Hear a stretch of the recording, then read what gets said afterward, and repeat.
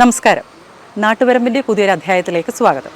ഇന്ന് നമ്മൾ പരിചയപ്പെടാൻ പോകുന്നത് തിരുവനന്തപുരം പൂജപ്പുരയിലെ രാജപ്പൻ വിജയ ദമ്പതികളുടെ മട്ടുപ്പാവ് കൃഷിയിലെ വിശേഷങ്ങളാണ്.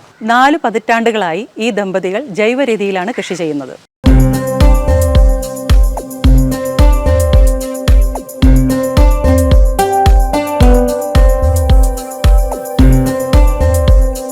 എല്ലാവർക്കും എൻ്റെ നമസ്കാരം. FACT ഡെപ്യൂട്ടി ചീഫ് എഞ്ചിനീയറായിട്ട് ഞാൻ റിട്ടയർ ചെയ്തു. FACT സർവീസിലുള്ളപ്പോഴും എനിക്ക് പച്ചക്കറി കൃഷി ഞങ്ങൾക്ക് രണ്ടുപേർക്കും വളരെ ഒരു ഭ്രമമായിരുന്നു. ഏതാണ്ട് 45 കൊല്ലമായി ഞങ്ങളുടെ പച്ചക്കറി കൃഷി തുടങ്ങിയിട്ട് ഇന്നും ചെറിയ രീതിയിലെങ്കിലും അത് കണ്ടിന്യൂ ചെയ്ത് കൊണ്ടുപോവുകയാണ്. പച്ചക്കറിയുടെ ഒരു രഹസ്യമാണ് ആരോഗ്യം ഇത് നിലനിർത്തി കൊണ്ടുപോകുന്നത്.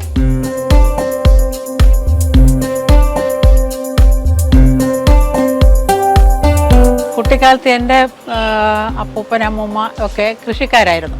അപ്പോൾ ഞാൻ കണ്ണു തുറന്ന് കാണുന്ന കാലം മുതൽ ഈ 4 കെട്ടും വീടുമൊക്കെ ആയിരുന്നു ഞാൻ ജനിച്ച് വളർന്നത്. നേരെ നോക്കുമ്പോൾ നെൽപ്പാടങ്ങൾ ഇങ്ങനെ കാണുന്നു.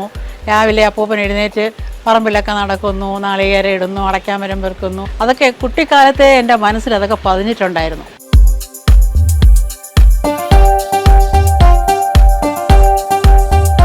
വീട് പണിതപ്പോഴും ഈ ടെറസിൽ കൃഷി ചെയ്യണം എന്ന് എഞ്ചിനീയർ അടുത്ത് പറയുമ്പോൾ അദ്ദേഹം അതനുസരിച്ച് കോൺക്രീറ്റ് ചെയ്തു. അപ്പം നമ്മളത് മെയിൻറ്റെയിൻ ചെയ്ത് ആദ്യം പ്ലാസ്റ്റിക് ബാഗ് കിട്ടുമല്ലോ, കറുത്ത കളറിലുള്ള ബാഗ്, അതിൽ കുറച്ച് തുടങ്ങി. കുറേ ചെടിച്ചട്ടിയിൽ വെച്ചു. അതൊക്കെ നല്ല രീതിയിൽ വന്നു. അങ്ങനെ വന്നപ്പോൾ ഒരു സീസൺ കഴിയുമ്പോൾ ഈ പ്ലാസ്റ്റിക്കിൻ്റെ അത് ഡിസ്പോസ് ചെയ്യാൻ നമുക്ക് ഭയങ്കര ബുദ്ധിമുട്ടായി. പിന്നെ അത് കംപ്ലീറ്റ് മാറ്റിയിട്ട് ചട്ടിയായപ്പോഴും നമുക്ക് എടുത്ത് പൊക്കാനൊക്കെ ബുദ്ധിമുട്ട് വന്നു. അങ്ങനെയാണ് ഈ റബ്ബർ കൊട്ടയിലേക്ക് മാറുന്നത്. ആദ്യം ഒരു 5 കൊട്ട മേടിച്ചിട്ട് അതിലാദ്യം വെണ്ട വെച്ചു. നല്ല ഈൽഡാണ്, നന്നായിട്ടുണ്ടാകുന്നുണ്ട്, അസലായിട്ടുണ്ടാകുന്നുണ്ട്. പിന്നെ അതിൽ 5 എണ്ണം മേടിച്ചു. അതായി. അന്ന് ഞങ്ങൾ 95 രൂപയ്ക്ക് വാങ്ങിക്കാൻ തുടങ്ങിയത് ഇന്ന് അതിന് 220 രൂപയുണ്ട്. അപ്പോഴേക്കും ഞങ്ങൾക്ക് ഏതാണ്ട് ഒരു 50 കൊട്ടയോളം ആയിക്കഴിഞ്ഞു. ഇപ്പം നമുക്ക് ആവശ്യമുള്ള എല്ലാ പച്ചക്കറികളും തന്നെ അതിൽ തന്നെ ഉണ്ടാക്കാൻ പറ്റുന്നുണ്ട്. വെളിയിൽ നിന്ന് ഒരു പച്ചക്കറിയും വാങ്ങിക്കേണ്ട ആവശ്യമേ വരുന്നില്ല. നമുക്ക് എന്താണോ അവൈലബിൾ, ചീരയാണോ ചീര, അതുപോലെ പയറുണ്ടെങ്കിൽ പയർ അത് വയ്ക്കാൻ സാധിക്കും. വെണ്ടയ്ക്ക, കോവയ്ക്ക ഇഷ്ടം പോലെയാണ് കോവയ്ക്ക കിട്ടുന്നത്. 2 ദിവസത്തിലൊരിക്കൽ ഒരു 2 കിലോയൊക്കെ കോവയ്ക്കൊന്നും ഒരു ബുദ്ധിമുട്ടില്ല. കോവയ്ക്ക, കാബേജ്, പച്ചമുളകാണ് ധാരാളം ഉള്ളത്. അതുപോലെ വഴുതന, വെണ്ടയും പല ടൈപ്പ്, ആനക്കൊമ്പൻ, അങ്ങനെ തുടങ്ങിയ പല തരത്തിലും നമ്മൾ മാറി മാറി കൃഷി ചെയ്യുന്നുണ്ട്.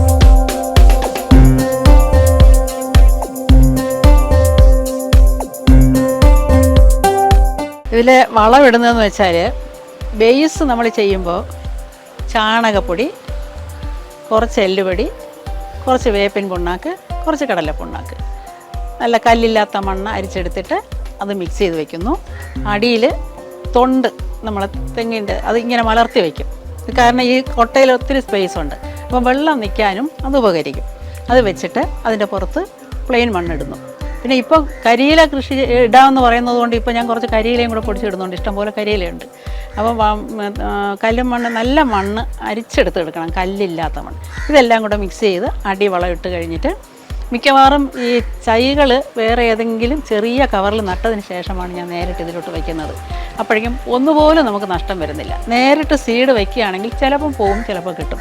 നമുക്കങ്ങനെ സമയം കളയാനില്ലല്ലോ. ഒന്ന് പോയി കഴിഞ്ഞാൽ ഉടനെ ഒരു കൊട്ടയും വേറെ വയ്ക്കാറില്ല, വേസ്റ്റ് ഇടാറില്ല.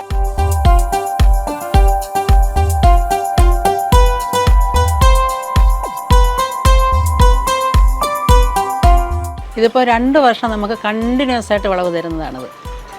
ഇതിപ്പോൾ കുറച്ച് കാഴ്ച കഴിഞ്ഞ് നമുക്കിതൊന്ന് കട്ട് ചെയ്ത് നിർത്തിയാൽ ഉടനെ തന്നെ അടുത്ത് അതിൻ്റെ മുകളങ്ങൾ വന്നിട്ട് കാഴ്ച തുടങ്ങും.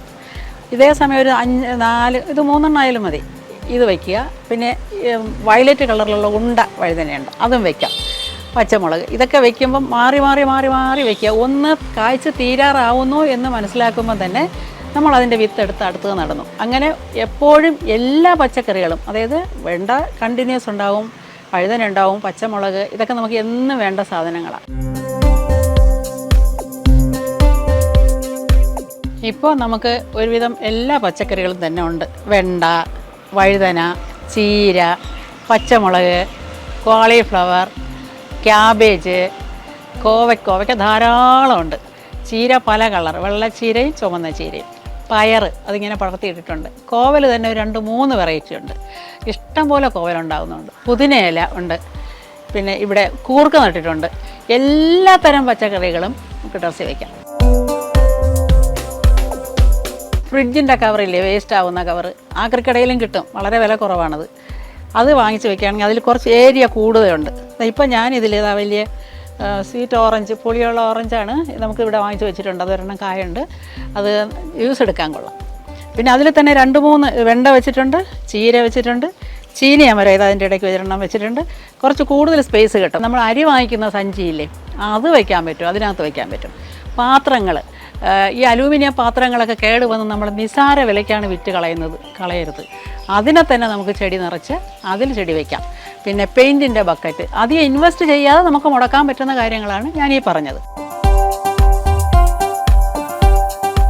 ഞങ്ങൾ ആദ്യമായിട്ട് ഇതുപോലെ ചെയ്തിരുന്നത് വെറും പ്ലാസ്റ്റിക് കുട്ടയിലൊക്കെ ആയിരുന്നു.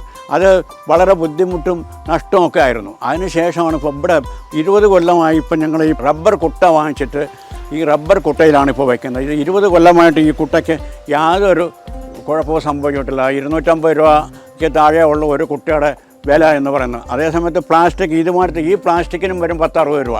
വാട്ടർ ഡ്രെയിൻ വെറുതെ കിട്ടും. അതിനാണെങ്കിൽ ഹോള് കൊടുക്കണം. പിന്നെ അടിയിൽ വല്ലതും വച്ചിട്ട് അത് എടുത്ത് ഓരോ പ്രാവശ്യം എടുത്ത് കളയണം. അതിലുള്ള വെള്ളം കെട്ടിയേക്കുന്ന, അല്ലെങ്കിൽ ചെടി ചീത്തായി പോകും. ഇതിന് വേറെ ഓടാൻ കുറച്ച് സ്ഥലം വേണം. അപ്പോൾ എന്തുകൊണ്ടും ഇത് ആപ്റ്റാണെന്ന് തോന്നി. അങ്ങനെ ഞങ്ങൾ 5 എണ്ണം 10 ആയി, 10, 15, 20, 25, ഇപ്പോൾ ഇത്രയും കൊട്ടയായി. രാവിലെ എണീറ്റ് കഴിഞ്ഞാൽ 6 മണി മുതൽ ഒരു 9-10 മണി വരെ ഈ പച്ചക്കറിയും അതുപോലുള്ള കൃഷിയും ഒക്കെയാണ് പ്രധാനമായിട്ട്. പിന്നെ ഇടയ്ക്കൊന്ന് ആരോഗ്യത്തിന് വേണ്ടി നടക്കാൻ പോകും. പക്ഷെ അത് കഴിഞ്ഞാൽ ഇത് തന്നെയാണ് പരിപാടി. എൻ്റെ ഏജ് എന്ന് പറയുന്നത് ഇപ്പം 81+ ആണ്. 72 ആണ് വൈഫിൻ്റെ. അത് രണ്ടും ഞങ്ങൾ നിലനിർത്തിക്കൊണ്ട് പോകുന്നത് ഇതും ഒരു കാര്യമാണ് എന്നുള്ളത് സംശയമില്ല. അപ്പോൾ അതുകൊണ്ട് എല്ലാവരെയും ഒരു പ്രചോദനം ഇത് കണ്ടിട്ട് ഒരു 5 ചെടിയെങ്കിലും ഓരോ വീട്ടിലും വയ്ക്കുകയാണെങ്കിൽ നമുക്കത് നല്ല കാര്യമാണ്. കുട്ടികളും കൂടെ ഇതിലേക്ക് കൊണ്ടുവരാൻ നല്ല കാര്യമാണ്. രാവിലെ എഴുന്നേറ്റ ഉടനെ ആദ്യം ചിലപ്പോൾ ചായ കുടിക്കും, ഇല്ലെങ്കിൽ ഇല്ല. നേരെ വന്ന് ശരിക്കും മക്കളെ കാണുന്ന അതേ അനുഭൂതിയാണ് ഞങ്ങൾക്ക് ഈ പച്ചക്കറികളെ കാണുമ്പോൾ. ഒരു പോസിറ്റീവ് എനർജി രാവിലെ തന്നെ ഞങ്ങൾക്ക് കിട്ടും. ചില ദിവസങ്ങളിൽ വയ്യാതിരിക്കുന്ന സമയമൊക്കെ ഉണ്ടെങ്കിൽ തന്നെ ടെറസിൽ കയറി ഇതുങ്ങളെല്ലാം ഒന്ന് നോക്കിക്കഴിയുമ്പോഴേക്കും നമ്മൾ അറിയാതെ ഒരു എനർജി നമുക്കുണ്ടാവും. അത് അനുഭവിച്ചാലേ അറിയുള്ളൂ.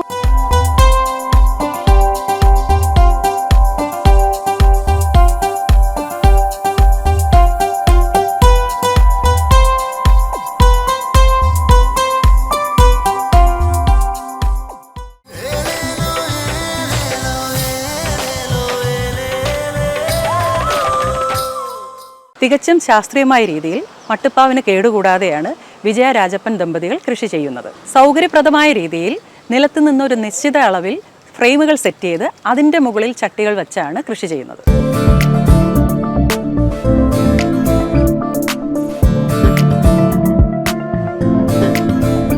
എൻ്റെ ഒരു ദിവസം തുടങ്ങുന്നത് ഞാൻ പറയാം. എനിക്ക് 5 മണിക്ക് ഞങ്ങൾ 2 പേരും എണീക്കും. എണീറ്റ് ഒരു ചായ ആദ്യം കുടിക്കുക എന്നുള്ളതാണ്.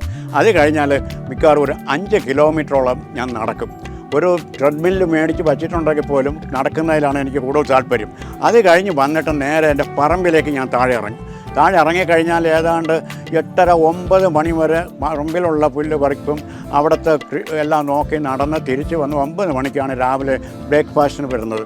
ആ 9 മണി കഴിഞ്ഞാൽ പിന്നെ നേരെ മുകളിലോട്ട് നമ്മുടെ ടെറസിൻ്റെ മുകളിൽ കയറി പച്ചക്കറിയുടെ പരിപാടികൾ. എങ്ങനെയാലും ഒരു 11-11:30 മണി വരെ ഈ കൃഷിയായിട്ട് ബന്ധപ്പെട്ട കാര്യങ്ങളായിട്ട് പുല്ല് പറിപ്പും വളമിടലും മരുന്ന് തളിക്കും എല്ലാമായിട്ട് അങ്ങനെ അങ്ങ് പോകും. ഇതിനിടയ്ക്ക് പത്രം വന്ന ഒരു 10 മിനിറ്റ് പത്ര പാരായണത്തിലേക്ക് പോകും. അത് കഴിഞ്ഞ് ഉച്ച വരെ വളരെ ഫീൽഡ് വർക്ക് തന്നെയാണ്.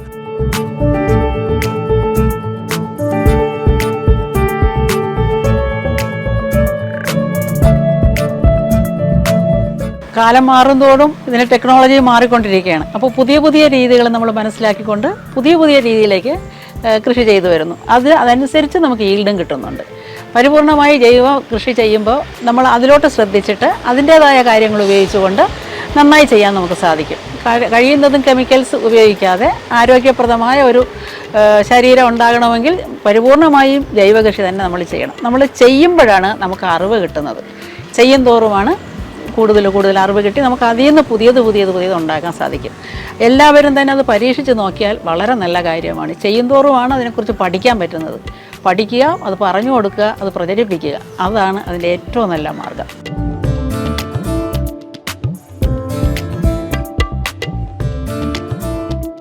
പ്രായം കൂടിയതനുസരിച്ച് കുനിഞ്ഞ് കൃഷി പിന്നെ പുല്ല് പറിക്കാനും ഉള്ള ബുദ്ധിമുട്ട് കൊണ്ടിട്ട് ഇപ്പം കുറേ സ്റ്റാൻഡും കുറേ ചെയ്തിട്ടുണ്ട്. അപ്പോൾ വളരെ കൺവീനിയൻ്റായിട്ട് നമുക്ക് നടന്നു പോയി വെള്ളം ഒഴിക്കാനും ശുശ്രൂഷ നടത്താനും എല്ലാത്തിനും അത് വളരെ നന്നായിട്ട് ഉപകാരപ്പെടുന്നുണ്ട്.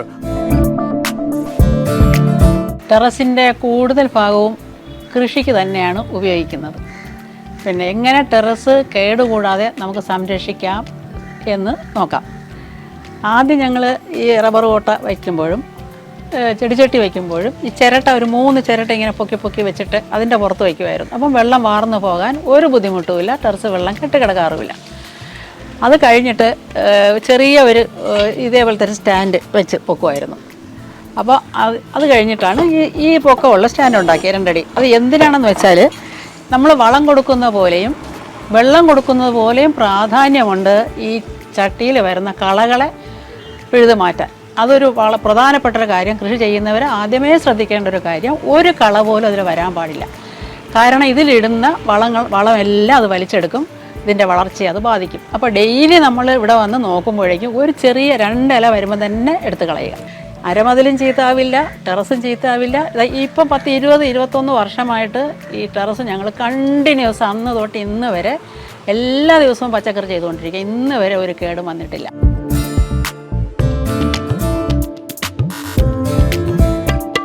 ടെറസ് കൃഷിയെ പറ്റി പറയുമ്പോൾ പ്രത്യേകിച്ച് എടുത്തു പറയേണ്ടത് ഈ ടെറസിന് ഒരിക്കലും ഒരു ഡാമേജ് വരാത്ത രീതിയിലായിരിക്കണം. ഞാൻ വീട് വയ്ക്കുന്ന സമയത്ത് തന്നെ ഈ കൃഷിയും കൂടെ ഉദ്ദേശിച്ചാണ് ഒരു ഫ്ലവർ ബെഡ് തന്നെ ഉണ്ടാക്കിയിട്ടുണ്ട് പ്രത്യേകിച്ച്.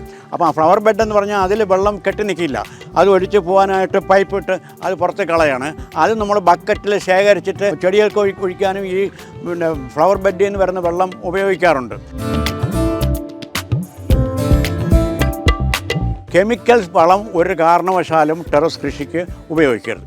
അത് നമ്മുടെ ടെറസിനെ ബാധിക്കും. അപ്പോൾ അതിനാണ് ഞാൻ ഈ കമ്പോസ്റ്റും പിന്നെ ചാണകവും മാത്രമാണ് മെയിനായിട്ട്. പിന്നെ വേപ്പ് മുണ്ണാക്ക് എല്ലപ്പൊടി അതൊന്നും ഇതിന് കുഴപ്പമില്ല. അപ്പോൾ അത് പിന്നെ നീറ്റായിട്ട് വയ്ക്കുക. ഇതുപോലെ ശകലം ടെറസിൽ നിന്ന് വെറും തറയിൽ വയ്ക്കാതെ ഇഷ്ടിയോ വല്ലതും വെച്ചിട്ട് പൊക്കി വയ്ക്കുക. അല്ലെങ്കിൽ സ്റ്റാൻഡ് ഉണ്ടാക്കാൻ പറ്റുമെങ്കിൽ വലിയ ചിലവൊന്നുമില്ല സ്റ്റാൻഡ് ഉണ്ടാക്കാൻ. ഞാനിപ്പോൾ കുറേ സ്റ്റാൻഡ് ഉണ്ടാക്കിയിട്ട് സ്റ്റാൻഡിൻ്റെ പുറത്താണ് വച്ചേക്കുന്നത്. അപ്പം ഡെയിലി ക്ലീനിങ്ങിന് യാതൊരു ബുദ്ധിമുട്ടുമില്ല. അപ്പോൾ ടെറസിൽ പ്രത്യേകിച്ച് ശ്രദ്ധിക്കേണ്ടത് ഇങ്ങനെയുള്ള കാര്യം. അങ്ങനെയാണെങ്കിൽ ടെറസിനകത്ത് നമുക്ക് എല്ലാം ഗ്രൗണ്ടിൽ കിട്ടുന്ന എല്ലാ പച്ചക്കറികളും നമുക്ക് ടെറസിൽ ഉണ്ടാക്കി ഈവൻ പിന്നെ വെള്ളരി വരെ നമുക്ക് ഉണ്ടാക്കാൻ സാധിക്കും.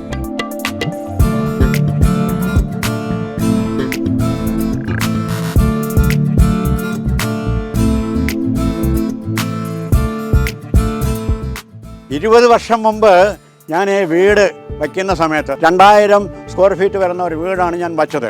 ആ വീട് വയ്ക്കുമ്പം തന്നെ ഞാൻ എൻ്റെ എഞ്ചിനീയർ ഒരു കൃഷ്ണകുമാർ എന്ന് പറഞ്ഞൊരു നല്ല എഞ്ചിനീയറായിരുന്നു. അദ്ദേഹത്തോട് പറഞ്ഞു, എനിക്ക് കൃഷിക്ക് വേണ്ടി ഇപ്പോൾ ഈ ബാത്റൂമോ ബെഡ്റൂമോ ചെയ്യുമ്പോൾ തന്നെ കൃഷിക്ക് വേണ്ടിയും കൂടെ ടെറസിൽ കുറച്ച് സ്ഥലം അതിന് വേണ്ട രീതി ചെയ്തു തരണം എന്ന് പറഞ്ഞിട്ടാണ്. അങ്ങനെയാണ് ഈ ഫ്ലവർ ബെഡും ഈ സ്പേസ് ഇപ്പോൾ ഈ കൃഷി ചെയ്തിരിക്കുന്ന ഈ സ്പേസും എനിക്ക് കിട്ടിയത്. അതുകൊണ്ട് ഞാൻ എല്ലാവരുടെ അടുത്തും പറയാണ്, വീട് വയ്ക്കുമ്പോൾ ഈ ചെറിയ ഒരു ഗാർഡൻ കൂടെ മനസ്സിൽ കണ്ടുകൊണ്ട് വേണം ചെയ്യാൻ.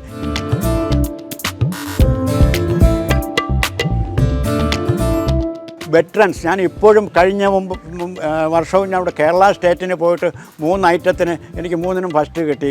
അവിടുന്ന് ഓൾ ഇന്ത്യ ലെവലിലുള്ള മത്സരത്തിന് ഇപ്പോഴും പോകാൻ ഞാൻ പ്രാപ്തനാണ്. അതെല്ലാം FACT തന്നെയാണ് അതിൻ്റെയൊക്കെ ബേസ്.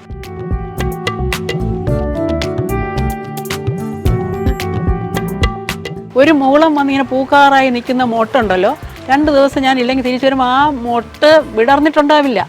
എന്താണേ വിടരാത്തതെന്ന് ചോദിച്ചിട്ട് പിറ്റേന്ന് കാലത്താകുമ്പോഴേ അതിങ്ങനെ വെണ്ടയുടെ പൂവൊക്കെ വിടർന്ന് നിൽക്കും.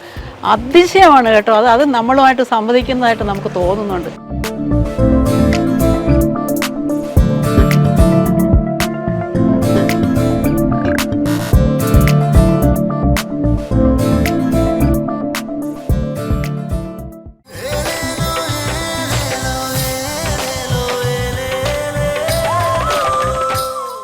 മട്ടുപ്പാവ് കൃഷിയിലെ പ്രധാന 2 ഘടകങ്ങളാണ് കീടനിയന്ത്രണവും വളപ്രയോഗവും. രാജപ്പൻ വിജയ ദമ്പതികൾ ഇവ രണ്ടും ജൈവ രീതിയിലാണ് ചെയ്തു വരുന്നത്.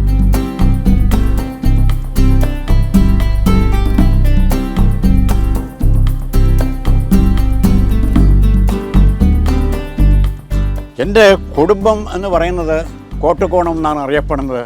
അതായത് കോട്ടുകോണം മാങ്ങ ഇങ്ങനെ ഇഷ്ടം പോലെ ഉണ്ടായിരുന്ന ഒരു കാലം ഉണ്ടായിരുന്നു. ആ കാലത്ത് നമ്മുടെ കുടുംബത്തിന് കിട്ടിയ പേരാണ് കോട്ടുകോണം.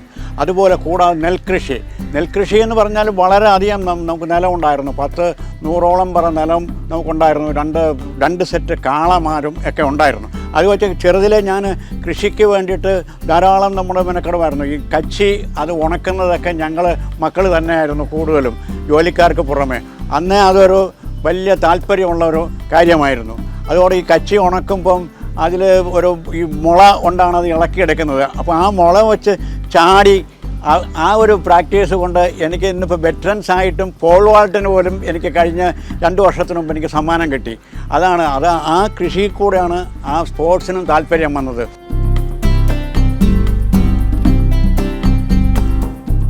സമ്പൂർണ്ണമായിട്ട് ജൈവ വളമാണ് ഞാൻ ഉപയോഗിക്കുന്നത്. നമുക്കൊരു കമ്പോസ്റ്റ് കുഴി, ഏത് വീട്ടിലും ഒരു ചെറിയ കമ്പോസ്റ്റ് കുഴി ഉണ്ടാക്കുക. 2 സെക്ഷനായിട്ട് ചെയ്യുക. ഒരു കുഴിയിൽ കമ്പോസ്റ്റ് ഇപ്പോൾ അറ്റ് പ്രസൻറ്റ് കിട്ടുന്ന വേസ്റ്റ് എല്ലാം അതിനകത്ത് ഇടുക, കുറച്ച് ചാണകം അതിൻ്റെ പുറത്തിടുക. അങ്ങനെ ലെയറിലായിട്ട് അടച്ചിടുമ്പോഴേക്കും ഇത് അടച്ച് കഴിയുമ്പോഴേക്കും അടുത്തത് റെഡിയാവും. അതൊരു 3 മാസം കഴിയുമ്പോൾ ഇത് സാച്ചുറേറ്റഡ് ആവും, നമുക്കതെടുക്കാം. അങ്ങനെ ഉണ്ടായാൽ വളം പിന്നെ ഒന്നും കാശ് കൊടുത്ത് വാങ്ങേണ്ട ആവശ്യമേ ഇല്ല. എല്ലുപൊടിയും വേപ്പും പുണ്ണാക്കും കൂടെ ഇതിൽ ഉപയോഗിക്കാറുണ്ട്. കൂടാതെ നമ്മൾ ഈ കഴിക്കുന്ന പഴത്തിൻ്റെ തൊലി എല്ലാം കൂടെ ഒരു ബക്കറ്റിലിട്ടിട്ട് അതിൽ വെള്ളം ഒഴിച്ചിട്ട് അത് കുറച്ച് 2-3 ആഴ്ച കഴിയുമ്പം അതെടുത്ത് കുറച്ച് ഈ ചെടിക്ക് ഒഴിച്ചു കൊടുക്കാറുണ്ട്. അത് ചെടിക്ക് ഏറ്റവും പറ്റിയതാണ്. ഫുഡ് വേസ്റ്റ് അത് കമ്പോസ്റ്റ് കൂടെ അങ്ങ് ഇടുകയാണ്. കമ്പോസ്റ്റ് കൂടെ ഇട്ടിട്ട് അപ്പോൾ അതും നമുക്കൊരു പ്രശ്നമേ അല്ല. മാലിന്യത്തിൻ്റെ കൂട്ടത്തിൽ അപ്പോൾ പ്ലാസ്റ്റിക് മാത്രമാണ് മാലിന്യമായിട്ട് വരുന്നത്. അതിവിടെ എടുക്കാനായിട്ട് ആഴ്ചയിൽ 2 ആഴ്ചയിൽ ഒരിക്കൽ ആൾക്കാർ വരുന്നുണ്ട്. അത് അവർക്ക് കൊടുത്തു വിടും. ബാക്കി എല്ലാം നമ്മുടെ വളമായിട്ട് വരുന്നുണ്ട്. അതാണ് ഏറ്റവും വലിയ കാര്യം.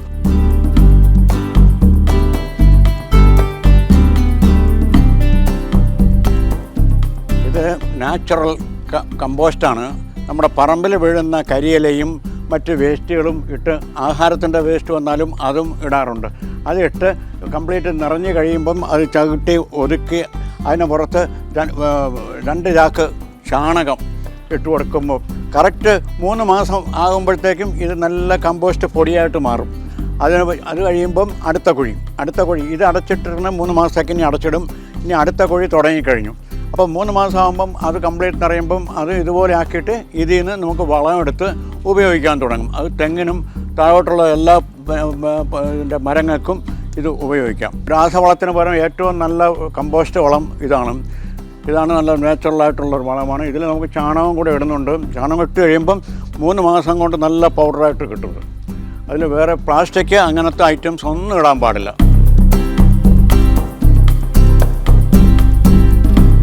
വളം എന്ന് പറയുന്നത് ഫെർട്ടിലൈസർ, ഇംഗ്ലീഷ് വളം ഒരെണ്ണം നമ്മൾ ചെയ്യാറില്ല. കംപ്ലീറ്റ് കമ്പോസ്റ്റും പിന്നെ ചാണകവും തന്നെയാണ്. കമ്പോസ്റ്റ് ഞാനിവിടെ പറമ്പിൽ 2-3 കമ്പോസ്റ്റ് കുഴി ഉണ്ടാക്കി അതിൽ കരിയിലെല്ലാം വാരിയിട്ട് അത് നല്ല കമ്പോസ്റ്റ് കിട്ടുന്നുണ്ട്.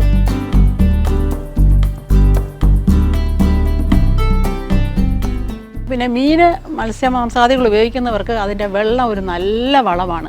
നേരെ ഡയറക്റ്റായിട്ട് ഇട്ട് കൊടുക്കരുത്. അതിൻ്റെ വെള്ളം ഡൈല്യൂട്ട് ചെയ്ത് ഒഴിച്ചു കൊടുക്കുക.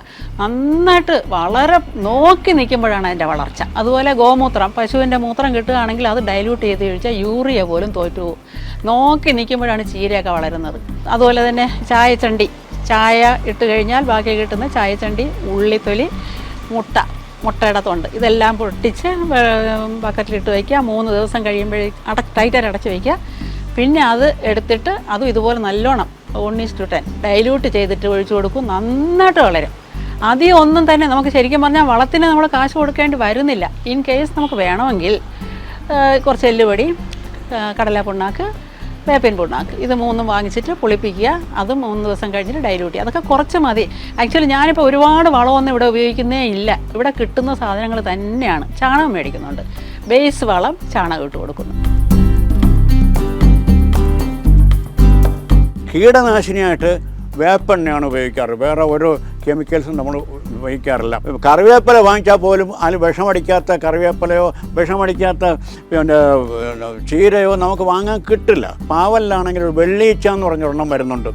അതിനും ഈ വേപ്പെണ്ണയാണ് ഏറ്റവും നല്ലത്. വേപ്പെണ്ണ ഒരു 2 ആഴ്ചയിൽ ഒരിക്കൽ അടിക്കുകയാണെങ്കിൽ പിന്നെ അത് ഒരിക്കലും നമുക്ക് ഈ കീടനാശം ഉണ്ടാകില്ല. എല്ലാ ദിവസവും രാവിലെ വന്ന് നോക്കുമ്പം തന്നെ നമുക്കറിയാം ഇല ചുരുട്ടിയിട്ടുണ്ടെങ്കിൽ അതിലൊരു ഇലപ്പുഴു ഉണ്ടാവും. അത് പതുക്കെ നിവർത്തി നോക്കിയിട്ട് ആ പുഴുവിനെ താഴെ എടുത്തിട്ടും കൊല്ലും ഫസ്റ്റ്. അപ്പോൾ മരുന്ന് അവിടെ അടിക്കണ്ട. പയറിൽ മുഞ്ഞ വരും. അത് വെള്ളം വന്ന് ഓസ് വെച്ച് അടിച്ചങ്ങ് കഴുകുക. ആ തുടക്കത്തിൽ തന്നെ ചെയ്താൽ അത് സ്പ്രെഡ് ചെയ്യാതിരിക്കും.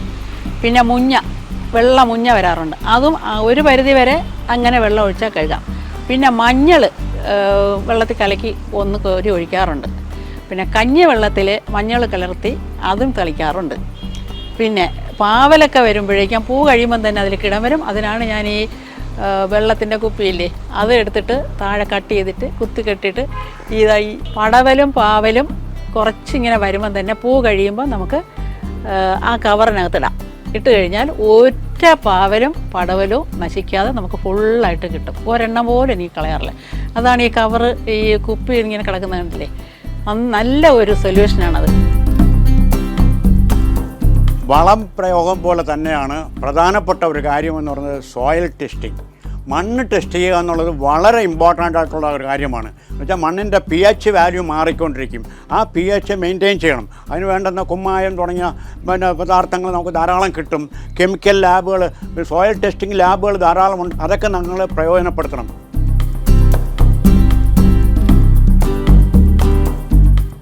ഓരോ സീസൺ കഴിയുമ്പോഴും ഏതിലായിരുന്നാലും, ചട്ടിയിലായിരുന്നാലും കുട്ടയിലായിരുന്നാലും മണ്ണ് മുഴുവൻ തറയിൽ തട്ടിയിട്ട് അത് ഒന്നുകൂടെ സീസൺ ചെയ്യണം. സീസൺ ചെയ്യുക എന്ന് പറഞ്ഞാൽ കുമ്മായം, അതുപോലുള്ള വേപ്പ് പിണ്ണാക്ക്, പിന്നെ എല്ലുപൊടി, ഇതെല്ലാം മിക്സ് ചെയ്ത് അതിനെല്ലാം പ്രൊപ്പോർഷനും അതിൻ്റെ റേഷ്യോ ഒക്കെ നമുക്ക് കിട്ടും. അതനുസരിച്ച് ചെയ്തിട്ട് ഓരോ പ്രാവശ്യം റീഫില്ല് ചെയ്തിട്ട് അതിൽ കഴിയുമെങ്കിൽ അടിയിൽ കുറച്ച് കരിയില കമ്പോസ്റ്റ് പോലെ കരിയില വേണമെങ്കിലും അകത്തിട്ടിട്ട് ചെയ്യാം. അപ്പോൾ വെള്ളം കെട്ടി നിൽക്കുന്ന പ്രശ്നം ഉണ്ടാവില്ല. കരിയില ചെയ്യാം. നമ്മുടെ തേങ്ങ എടുക്കുമ്പോൾ കിട്ടുന്ന തേങ്ങയുടെ ചകിരിയും ഉണ്ടാവും.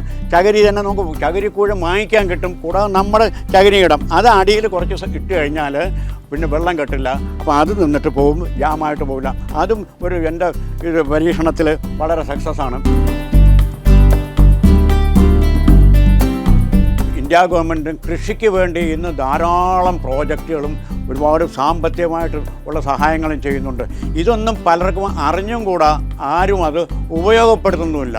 അത് മനസ്സിലാക്കി ഏതെങ്കിലും ഗ്രാമമാണെങ്കിൽ ഗ്രാമപഞ്ചായത്ത് മുഖാന്തരമോ അല്ല കോർപ്പറേഷൻ മുഖാന്തരമോ കൃഷിഭവനുമായിട്ട് ബന്ധപ്പെട്ടിട്ട് ഓരോ വ്യക്തിയും 1 സെൻറ്റുള്ള ആളായിരുന്നാലും 2 സെൻറ്റുള്ള ആളായിരുന്നാലും 5 ഏക്കറുള്ള ആളായിരുന്നാലും ഈ പച്ചക്കറി ഒരു കാരണവശാലും ചെയ്യാതിരിക്കരുത്.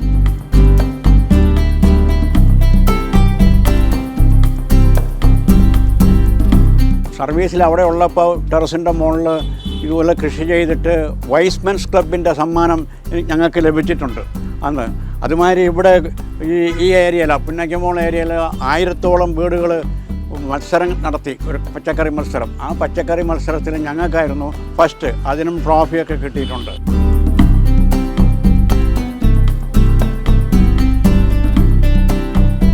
എല്ലാവരും തന്നെ പച്ചക്കറി കൃഷി സ്വന്തമായിട്ട് ചെയ്യണം. അത് അത്യാവശ്യമായ ഒരു കാര്യമാണ്. നമുക്ക് പറ്റില്ല എന്നാരും വിചാരിക്കരുത്. എല്ലാം നന്നായി ചെയ്യാൻ പറ്റും. എൻ്റെ ഈ ടെറസിലെ 22 വർഷത്തെ പരിചയം കൊണ്ടാണ് ഞാൻ ഈ പറയുന്നത്. ഇനി ഒരു തരത്തിലും മടുപ്പും നഷ്ടവും കഷ്ടവും ഒന്നും തോന്നിയിട്ടില്ല. ജൈവമായ പച്ചക്കറി കഴിക്കുമ്പോൾ അതിൻ്റേതായ ഒരു ടേസ്റ്റും അതിൻ്റേതായ ഒരു തൃപ്തിയും. എൻ്റെ വീട്ടിൽ വരുന്ന ഗസ്റ്റിനെല്ലാം ഞാനിത് പറഞ്ഞു തന്നെ കൊടുക്കും. പച്ചക്കറിയും കൊടുക്കാൻ സാധിക്കുന്നുണ്ട്. ഒരു വെണ്ടയ്ക്കായിരുന്നാലും അത് ഫ്രഷായിരിക്കും. അതിനകത്ത് ഒരു വിഷവും ഉണ്ടാവില്ല. അതുകൊണ്ട് ഞാൻ ഓരോ വ്യക്തിയോടും ഓരോ ആൾക്കാരോടത്തും പറയണം, എല്ലാ വീട്ടിലും അത് ഇപ്പോൾ കിട്ടുന്ന ഗവൺമെൻറ്റിൻ്റെ ആനുകൂല്യങ്ങളെല്ലാം അത് കിട്ടും. അതുകൊണ്ട് എല്ലാവരും കൃഷിക്ക് എത്രയായിരുന്നാലും ആ ഒരു 5 ചെടിയെങ്കിലും വയ്ക്കാത്ത ഒരു വീടുണ്ടാകരുത്.